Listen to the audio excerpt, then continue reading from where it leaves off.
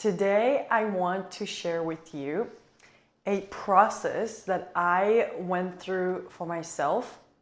It was an IFS work, so if you're not familiar with internal family systems, look it up. I have a friend who's an IFS practitioner, and she guided me on this amazing process. And I am sharing this because if you're someone that you are afraid of expressing yourself and you are afraid of stepping into your power and sharing your magic and your gifts, this process is all about that. To me, going into this process was absolutely game changer for me, because once I became aware of this part of me that is doing this huge thing that has been controlling like my entire life pretty much, everything changed. Like everything changed. I guess I'm gonna just kind of start sharing that with you, but the benefit for you that you can receive from this information is, if you're someone who you're noticing that you're afraid to share your magic, your gifts, your healing abilities, your art, your whatever it may be, there is something energetic behind it. There is an energetic thing that is in the collective, also may be in your lineage, that may also be from past lives or parallel lives. And this topic has something to do with every single person on planet Earth, men and women, or whatever you're identifying with. It is, the energetics behind it is something that's really affecting all of us, and we're at a time where a lot of us are starting to shift out of it. So obviously this type of work is something I've been doing for a long time, and meaning specifically working on my self-expression and stepping into my power, and a lot of opening my solar plexus chakra, which is related to personal power, self-esteem, self-worth, and as well as throat chakra, which is expression, speaking my truth, authenticity. Those are the two chakras that are most connected with this work, but there's something even deeper that is more root chakra. And I always, not always, but a lot of the times when we go really, really, really deep into some things, there is like a very strong root energetically in the root chakra, which is a lot of the time associated with safety. So in this case, is associated with safety. So let me just jump right into it. So I was sitting in a session and I was closing my eyes, and then I felt something, a sensation in the left side of my solar plexus, which is, if you've been watching some of my other videos, has been something in the left side of my solar plexus. It's not the first time that there's something in the left side of my solar plexus, which, by the way, left side is associated with the mother, with my mother's side, the mother's side, or the feminine most of the times. So it was like a greenish, kind of dark cave almost. Like it looked very neglected. Like the sense I had about it was like very neglected. You know how like there's mold and it's like kind of greenish? So that's kind of like the type of energy I received from it. So I'm not gonna, of course it was an hour session, so I'm not gonna go into the small details, but I decided that I wanted to go in there. So I went into the cave, and it ended up being like staircase that goes in spirals all the way like to the bottom. Basically, it felt to me like it's going down to my root chakra in a way. And then I got to this like dark room, and I was standing by the staircase, and then one of my fears, which is I have like, there's a lot of fears that I'm working on as well, and like really going into the fear. And so one of my fears is fear of darkness, and like what is like fear of the unknown and what's there. And all of a sudden I saw like a woman that is almost like a skeleton woman, like that is like walking on four, and she was chained in her neck to something that was in the dark, but there was like a tiny window at the top, and I could just see just like she's coming out of the darkness, and I could see like some of her face. And I was like frozen by the staircase, and I was like, whoa, this is like creepy. Like this is creepy. And I was frozen. I was afraid to like really go closer. So she was guiding me through the session to just kind of take it slow. And like, what is it that would happen if I'm like asking this part, like, that is afraid, like, what is it that you're afraid of? And all of a sudden, and this is where it gets really, really cool. I felt like this part of me that's like afraid came from the left side of my brain, like, sorry, my right side of my brain. And it's almost felt to me like this part is on a, like in a, like on a tower. And it felt like reddish. You know, if you watch the movie like Inside Out, it looked very similar to the anger part.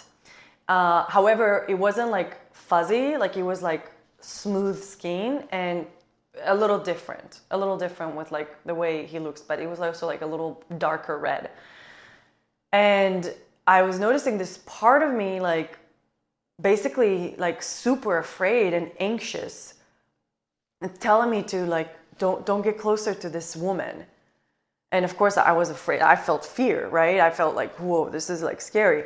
And this part of me was so anxious and so afraid, like super afraid and anxious. And I was noticing that this part eventually, like, I mean, more deeper into the session, I was noticing that this part is holding a lot of chains, like many, many, many chains in both of his arms. And like he's like holding on to the chains. And I was realizing too that this woman that I saw in the darkness, like that she like was connected with like a chain. And I was like, oh, it's him. He's holding the chain of this woman. And then there was another part of me that felt like kind of yellow part, like more from the like the left side of me, like came and like super pissed off on this part. And so this part that I found, like I asked him later, like what's his name, and his name is Ruby. So I'm just gonna say Ruby because Ruby is like the main character of this entire process. So this part that like felt really pissed off is like was saying like, I mean, I felt so like angry, like this part that came up, it was like, how come this a part of me that's literally controlled my entire life is so anxious and afraid? Like, it would feel better if this part was very empowered and very like strong, very like empowered, but like he's so anxious and afraid. Like, how come this is the part that held me back like my entire life? That's like kind of like gave this like feeling some space to be here. And then we asked that part to like move aside so we can get to know this part a little bit more. And first of all, I started talking to him and I asked him like, there was like a lot of questions that I asked him. And like, so I found out that his name is Ruby and that he's like in this tower, and I could see his hands when he's holding the chains, like his hands were bleeding. Like he was like, I don't know how long he was like holding it for until I asked him. I went into this place of starting to building a relationship with Ruby. So after I moved the side that was pissed off aside, then I felt a little less pissed off, and I had more like neutrality toward like really getting to know Ruby and like what's his story and like why he's here and what is he doing. I started asking him many questions, like, for example, what year do you think it is, and how old do you think I am? And he said he thought that it was the 1800s and that I'm 6 years old. And I also asked him too, how long have you been here for? And the number that came up for me was like 1,109 years. And then I went even deeper and tried to sense like where did it come from? And it felt like a generational thing from my mother's side, the women of my mother's side, like that family, like that line. And specifically that there was a woman in my lineage that was using her voice magic, like her voice like healing abilities, and that she got persecuted for it, but not in a burning way. It was a different way. I wasn't sure like in what way, but I could just like sense like it was a different way. And I started asking him like, what are you afraid that's gonna happen? And you know, he was like so afraid, and he obviously thinks that I'm 6 years old and in the 1800s, and he's like holding on like this like intense, like, no way, like, I'm basically protecting me. So then when I could really feel and see what he's doing, what he's been doing all of this time, all of this, like, all of these years, because again, it's like a generational pattern, then I started feeling so much compassion and empathy and like appreciation. It's like something shifted. Like, I was so pissed at him. Like, how are you, like, this is the part of me that stopped me all this time from like stepping into my power and like sharing my magic and express myself and speaking my truth. But then when I realized, like, wow, this part is really afraid that I'm gonna die, and it's like, it was like just this moment of like feeling compassion and actually gratitude, like I went to the tower to sit with him, and I, started talking to him and asking him questions and like really getting to know him. And I asked him, like, okay, like, if you didn't do this, like, what would you want to do? Like, if you don't have to hold the chains, like, what would you want to do? And he said that he would like to go on the grass, like be out in nature in the light. And slowly I could feel him like softening, because I felt like he was there alone, and he was like in this very tight squeezed like tower by himself, holding the chains for thousands of years basically. Yeah, I started being really nice to him. I started talking really nicely to him, and I decided that I'll come back and I'll give him some ointment to put on his hands that are like bleeding, and I'll just come and have a relationship with him and just kind of nurturing him and loving him. So there was like more that happened in the process, but this is kind of like the main like theme of what happened.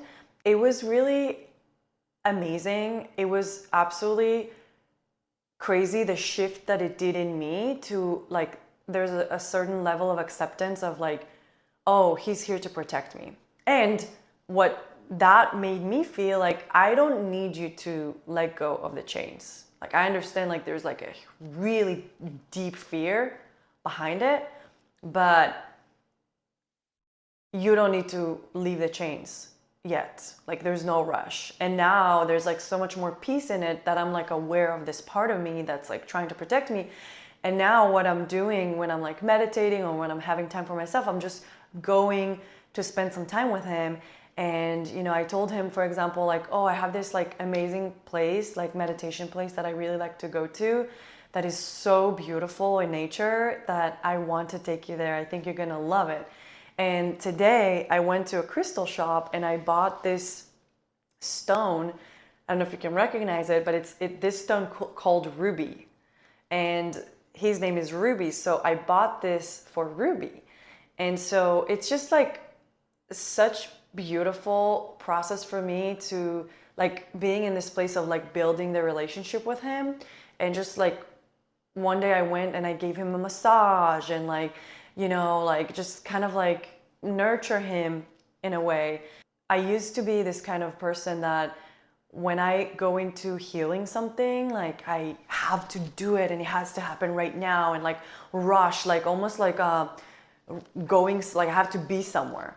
And now it's, to me, what I've realized, in the past year, what I've been working on a lot was like just like enjoying the process and like being in the process and like being in the slowness, like slowing down and being present with different parts, create intimacy in relationships and giving them the time to whenever they're ready, In the meantime, what I'm doing is continue to go to him and reassure him that it's safe. One thing that I do in my own journey and also like when I work with clients is I really believe in like proving.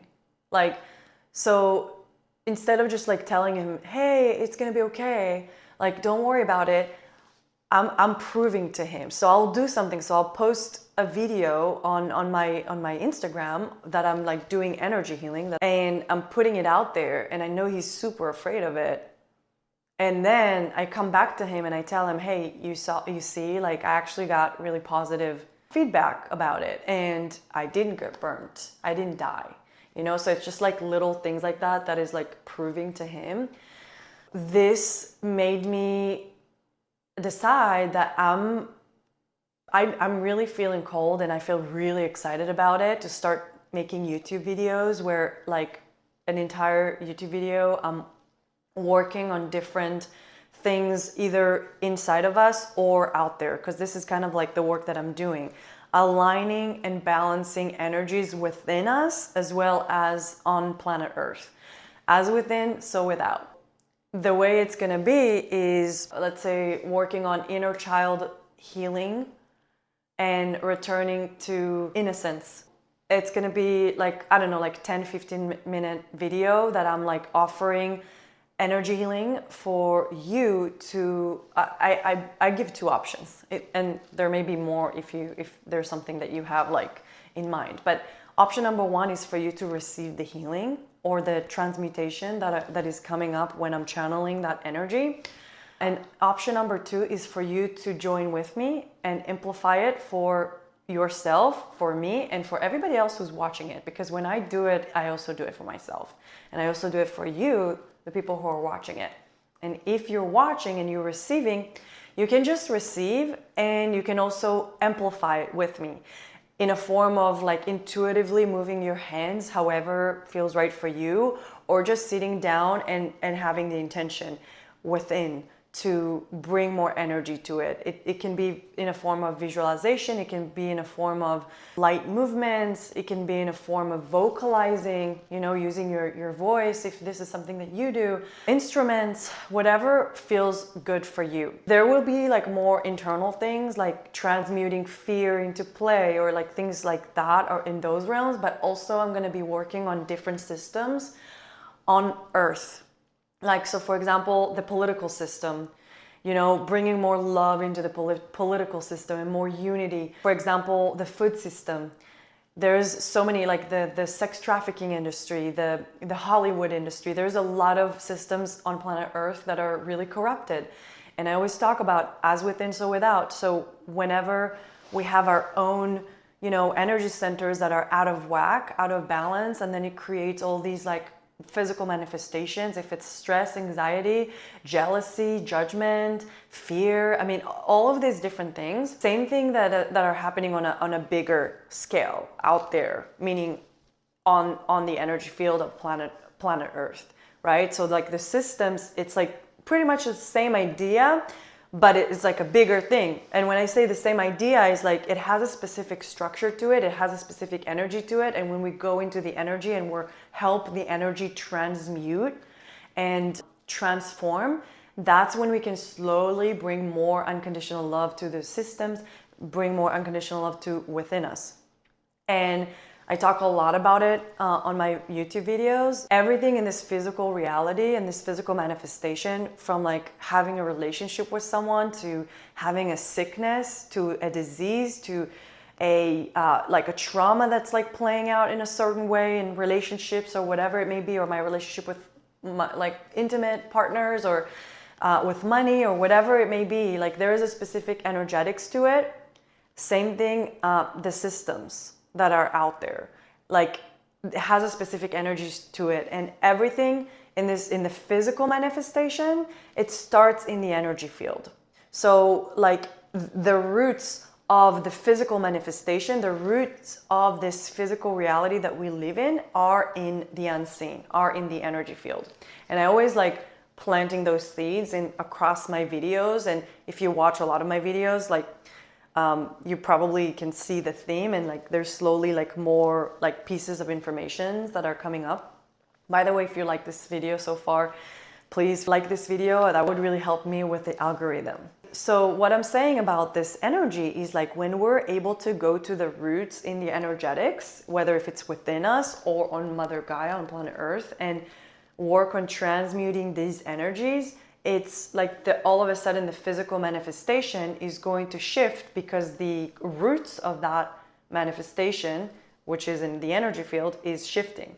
So in these videos, I'm going to invite you to join me and amplify it, because I always say, like, if I'm doing it alone, it's great and it's amazing. If you're doing it alone, it's amazing, it's better than nothing. However, if we come together and if we're doing it together and you bring your own codes and I bring my codes and you bring your own gifts, and we're kind of bringing it, like it's amplifying it. So that's something I'm really excited about, and I really want to invite you to bring it up. Even if you don't know what the heck you're doing, all that's important is your intention behind it. That's what's really important. So I just really want to invite you. For me to do these videos, it's like, for me, like on of course, like this is my mission in this world, this is my purpose, or whatever you want to, however you want to say it. I feel really passionate about it, but it's also for me like a way for me to prove Ruby that it is safe, that it is okay. Even if I get, negative comments, it's still safe. I'm not going to get burned for it. I'm not going to die for it. Talking about the witch wound. And that's like really like, if you don't know what the witch wound is, then you can look it up. I may do a whole YouTube video about it, but this is kind of like this thing around like Ruby protecting me. That's like the witch wound, and that wound has an energy to it in the collective, and that's like what I was talking about in the beginning of the video. Like that energy is in the collective, whether if you personally experience that in a parallel or past life, or if you have it in your lineage, or if and even if none of those are true, you're still like that energy is in the collective, because the fear around that, like just seeing what was going out there, like, oh, if you're using your intuition, basically, if you have your third eye pretty much open, which is available for every single person in a human body, if you have psychic abilities, if you're like having, using healing gifts, midwives, the death doulas, all of these, even herbalists, like all of these things back then, I think it's like from if I'm not mistaken, from like around the 1200s. Even today, there are still places in the world that there's like some issues around that.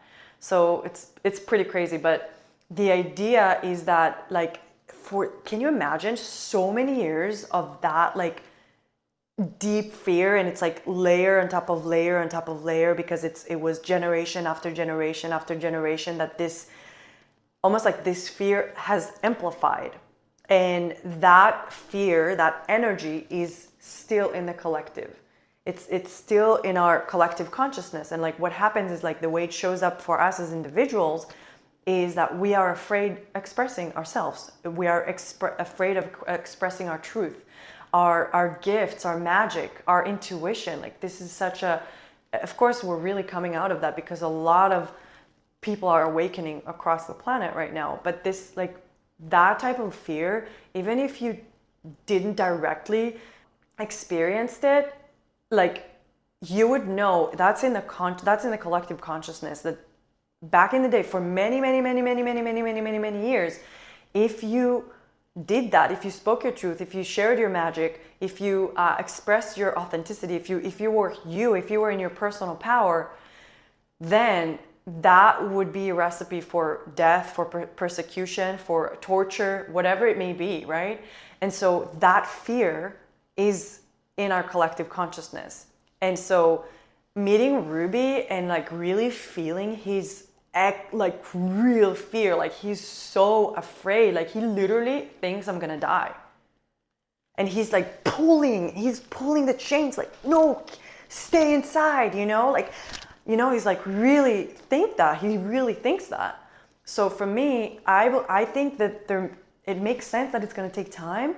And, it's also me of coming here and sharing these videos. That's a huge part of it, and this is why I decided to start doing, because the one thing with this wound is like doing it anyway. Like it's scary, it's frightening, but do it anyway. And this is an invitation for you, whoever is watching it, whether if you're whatever gender you identify with, like this is an invitation for you to bring it and to do it anyway. I can promise you that if you are around the right people, you're going to be supported. And if the people around you are not supporting you, and if the people around you are still stuck in a certain paradigm, and like they don't have the consciousness to really see a little beyond, then that's okay. Then just, if that like, you don't have to do it around people that feels really uncomfortable. Just find people that are going to be in support in you, whether if it's there's a lot of sisterhood circles, there's like men's group. I mean,